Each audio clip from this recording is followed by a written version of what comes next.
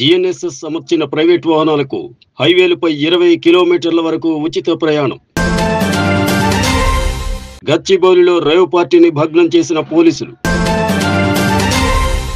పెరుగుతున్న గోదావరి వరద, పలు గ్రామాల జలదిగ్బంధం. కోటి ఉమెన్స్ కాలేజీ పేరు మార్పు, చాకలి ఐలమ్మ మనవరాలికి కీలక పదవి. భార్యతో కలిసి ఉండలేక విడాకులు ప్రకటించిన స్టార్ హీరో, షాకింగ్ కామెంట్స్ చేసిన భార్య. జాతీయ రహదారులపై 20 కిలోమీటర్ల వరకు ఎలాంటి టోల్ ఛార్జీ లేకుండా ఉచితంగా వెళ్లొచ్చు. 20 కిలోమీటర్లు దాటాక ప్రయాణించిన దూరానికే టోల్ చెల్లించాల్సి ఉంటుంది. ఇందుకోసం వాహనదారులు గ్లోబల్ నావిగేషన్ శాటిలైట్ సిస్టమ్ అమర్చుకోవాల్సి ఉంటుంది. టోల్ రోడ్డుపై వాహనం ఎంత దూరం ప్రయాణించిందో ఆన్బోర్డ్ యూనిట్ల ద్వారా జీపీఎస్ కోఆర్డినేటర్లు రికార్డ్ అవుతాయి. దీంతో టోల్ ఛార్జీ నేరుగా బ్యాంక్ అకౌంట్ నుంచి కట్ అవుతుంది. హైదరాబాద్ గచ్చిబౌలిలో రేవ్ పార్టీని పోలీసులు భగ్నం చేశారు. టీఎన్జీఎస్ కాలనీలోని ఓ అపార్ట్మెంట్ లో రేవ్ పార్టీ నిర్వహిస్తుండగా పోలీసులు మెరుపు దాడి చేశారు. ఈ పార్టీలో పాల్గొన్న 8 మంది అమ్మాయిలు, 18 మంది అబ్బాయిలను పోలీసులు అదుపులోకి తీసుకున్నారు. వారి నుంచి గంజాయితో పాటు మద్యం స్వాధీనం చేసుకున్నారు. కేసు నమోదు చేసుకుని దర్యాప్తు చేస్తున్నట్లు పోలీసులు తెలిపారు.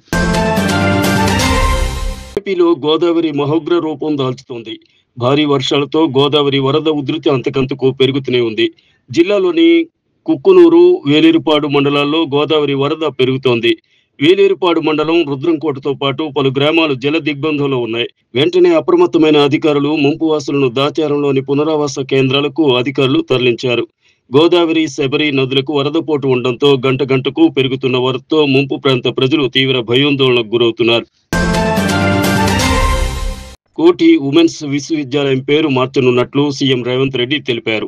మహిళా విశ్వవిద్యాలయానికి వీరవనిత చాకలి ఐలమ్మ పేరు పెట్టనున్నట్టు రేవంత్ రెడ్డి ప్రకటించారు. హైదరాబాద్ రవీంద్ర భారతిలో ఏర్పాటు చేసిన చాకలి ఐలమ్మ 39వ వర్ధంతి కార్యక్రమంలో పాల్గొన్న సీఎం రేవంత్ రెడ్డి కీలక ప్రకటనలు చేశారు. భూముల ఆక్రమణలు అడ్డుకోవడంలో చాకలి ఐలమ్మనే తమకు స్ఫూర్తిని రేవంత్ రెడ్డి వివరించారు. సీఎం రేవంత్ రెడ్డి మరో కీలక ప్రకటన చేశారు. చాకలి ఐలమ్మ మనవరాలు శ్వేతను రాష్ట్ర మహిళా కమిషన్ సభ్యురాలిగా నియమిస్తున్నట్టు రేవంత్ రెడ్డి ప్రకటించారు. శ్వేత మాటలు విన్న తరువాత తనకు నమ్మకం కలిగిందని తెలిపిన రేవంత్ రెడ్డి ఈ మేరకు నిర్ణయం తీసుకున్నట్టు చెప్పుకొచ్చారు. అనంతరం చాకలి ఐలమ్మ కుటుంబాన్ని సీఎం రేవంత్ రెడ్డి సన్మానించారు. తమిళ హీరో జయం రవి విడాకులు తీసుకుంటున్నట్లు ప్రకటించడంపై ఆయన భార్య ఆర్తి రవి విచారం వ్యక్తం చేశారు. తన ప్రమేయం లేకుండానే ఈ ప్రకటన చేయడం దిగ్భ్రాంతికి గురి చేసిందన్నారు. ఈ విషయమై తన భర్తతో మాట్లాడదామని అనుకున్నా అవకాశం లేకపోయిందని వాపోయారు.